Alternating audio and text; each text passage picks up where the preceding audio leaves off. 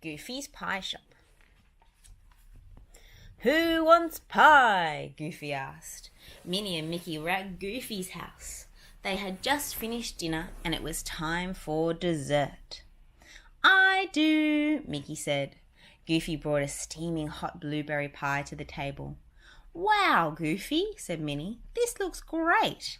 Where did you buy it?" "I didn't buy it," Goofy answered. "I made it myself." Goofy's pie was delicious. The blueberries were bursting with juice and the crust was perfectly crunchy. "I had no idea you were such a good cook," Minnie said as she served herself a second slice. "You should open a pie shop," Mickey agreed, helping himself to a third piece. Goofy said. "That does sound like fun." Goofy didn't waste any time. The next morning he rented an empty shop on Main Street. It was small, but there was enough room for a counter and a few tables. Goofy couldn't wait to start fixing it up. Goofy rolled up his sleeves and got to work. There was so much to do. Finally, his shop was ready. It had new floors, new wallpaper, a new counter, new tables and chairs. There was even a fancy new light. Goofy thought his pie shop was the most beautiful thing he'd ever seen. Goofy couldn't wait to show off his shop, and he knew just how to do it. He would invite the whole town to a grand opening party. Goofy stood in front of his new shop and gave an invitation to everyone who walked by. Soon the town was buzzing with the news. Everybody was excited to try Goofy's pies. Goofy was just handing out his last invitation when Minnie passed by. "I can't wait for your party," she told him. "Have you planned your menu yet?"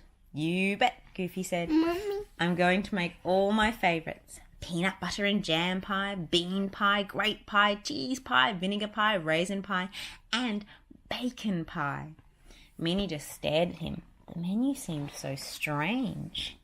"We have to do something, Mickey," Minnie said later that night.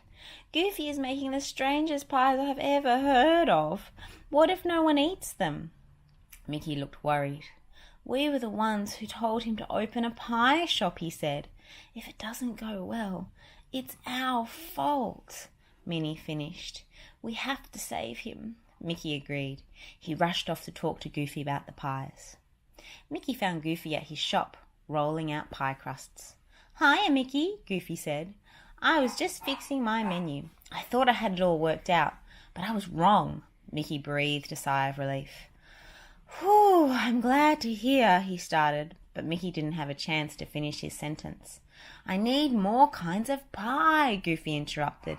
"I'm adding green tomato pie, souffle pie, and potato pie."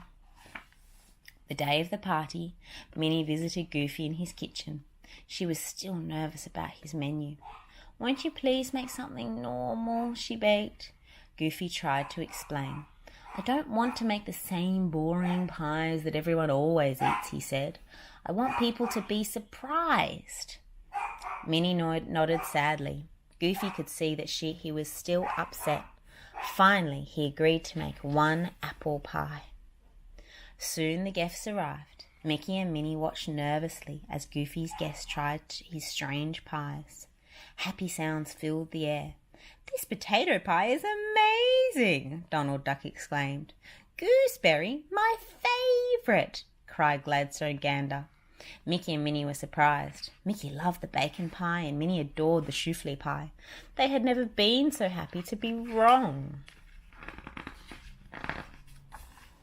When the party was over, Minnie and Mickey looked around. There was only one pie left.